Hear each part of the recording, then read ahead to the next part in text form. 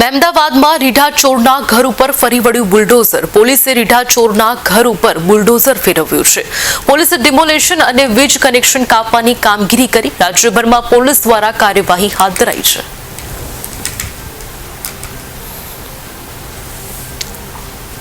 जी sir, जिनका असामाजिक तत्वों पर लगाम लगावा માટે કઈ રીતના પગલાં ખેડા જિલ્લા પોલીસ ભરી રહી છે?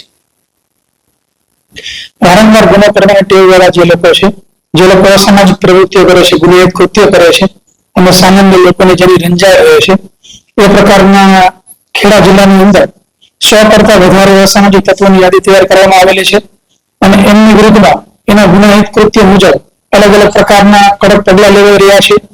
એમાં અમુક જે ગુનેગાર છે એ વારંવાર ગુના રિપીટ કરતા હોય તો એના જામીન કેન્સલ કરવા બાબતનું, પાસા તડીપાર જેવા અટકાયતી પગલા બાબતનું, અને એમને જો કોઈ ગેરકાયદેસર મિલકત વસાવી હોય અને સરકારી જમીન પર મિલકત વસાવેલી હોય તો જે તે ઓથોરિટી પોલીસ બંદોબસ્તની સાથે જરૂરી કાર્યવાહી કે જે એન્ક્રોચમેન્ટ દૂર કરે એમાં પણ જે તે ઓથોરિટી સાથે સંકલન કરી અને અસરકારક કાર્યવાહી કરવામાં આવી રહી છે.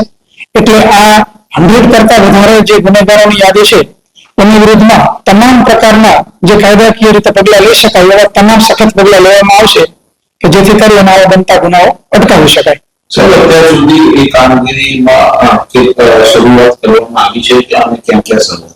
ઘણા બધા વિષયોની વિરુદ્ધમાં તડીપાર પ્રપોઝલ તૈયાર કરવામાં આવી રહી છે, પાસા પ્રપોઝલ તૈયાર કરવામાં આવી રહી છે અને જેનું સુપરવિઝન અત્રેથી એસપી ઓફિસ દ્વારા થઈ રહ્યું છે.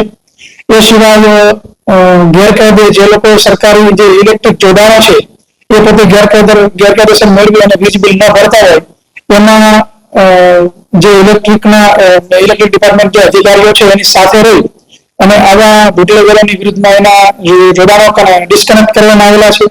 ગઈકાલે જે નડિયાદ પશ્ચિમ વિસ્તારની અંદર જે અજીત મેળા, માસુમ મેળા જે લોકો અસામાજિક પ્રવૃત્તિ કરવા વાળા લોકો છે એમના પણ વીજ કનેક્શન કાપવામાં આવેલા છે. અન્ય જે અમુક આરોપીઓ છે એમના ઘરે પણ આ પ્રકારના વીજ કનેક્શન કાપવામાં આવ્યા છે. આજે જ મહેમદાવાદની અંદર એક અર્જુન ટાક કરીને જે છે કે જેને 8 થી 10 જેટલી ભરપૂર ચોરીઓને અંજામ આપેલો છે. એટલે એ આરોપીનું જે મકાન છે સરકારી જમીનમાં હતું એમાં ઓથોરિટી દ્વારા પોલીસ બંદોબસ્ત માંગતા પોલીસે સાથે રહી અને એનું જે મકાન એન્ક્રોચમેન્ટ જે થયેલું હતું એ તોડી પાડવામાં આવેલું છે.